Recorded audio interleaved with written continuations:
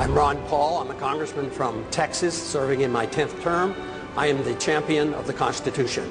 You get the sense that the country is desperate for someone to show us the way. Not the old way, not the same way, but a new way. Ron Paul, who raised more than $5 million in the third quarter, trailing not far behind fellow Republicans like John McCain and Fred Thompson. Ron Paul, who has a huge internet following. He's a congressman, a physician who's delivered more than 4,000 babies. Ron Paul has been married to the same woman for 50 years, which means he doesn't come to the race with a lot of the assorted baggage that some of the other candidates for the White House do. So here's the question. Should more people be listening to what Ron Paul has to say? Ron Paul! Ron Paul! Ron Paul! We have allowed our nation to be overtaxed and overregulated and overrun by bureaucrats. The founders would be ashamed of us for what we're putting up with. Matter of fact, if you look at every single problem we're facing today, it's because of the lack of respect for the rule of law and the Constitution. The right guy is the guy who's anti-government, anti-war, pro-personal liberty, pro-economic freedom. Vote for him, whatever party he is. And if you have to change parties to vote, that's like 5 clicks on the internet. It's not complicated. If you really want to have a choice between a real revolutionary candidate and someone out of the machine, well, this can happen. Ron Paul brings together people of all races, all socioeconomic backgrounds, all political affiliations, because freedom is truth and truth is power, and we can live and be free in this country if we believe we can. John writes from West Virginia, yes, more people should listen. A rarity. A man of principle, integrity, and high values running for president. Exactly what America needs in this day and age. If you were president, would you work to phase out the IRS? Immediately. That's what they call a softball. And you can only do that if you change our ideas about what the role of government ought to be. If you think the government has to take care of us from cradle to grave, and if you think our government should police the world and spend hundreds of billions of dollars on a foreign policy that we cannot manage, you can't get rid of the IRS. But if you want to lower taxes, and if you want the government to quit printing the money to come up with shortfall and cause all the inflation, you have to change policy. Congressman Ron Paul, you appear to have consistent, principled integrity. Americans don't usually go for that.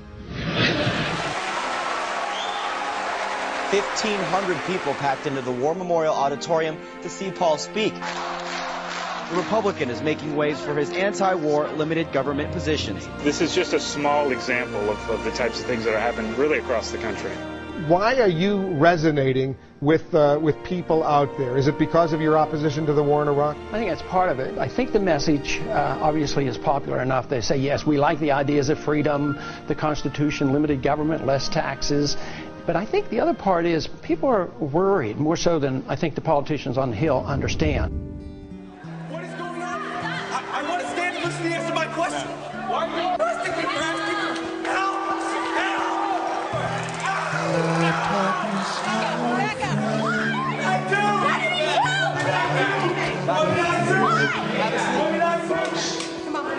Because a vision softly creeping left its seeds while I was sleeping, and the vision that was planted in my brain still remains.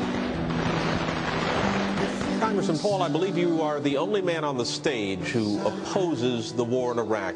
Are you out of step with your party? Is your party out of step with the rest of the world? If either of those is the case, why are you seeking its nomination? Well, I think the party has lost its way because the conservative wing of the Republican Party always advocated a non-interventionist foreign policy. No nation building, no policing of the world. Republicans were elected to end the Korean War. The Republicans were elected to end the Vietnam War.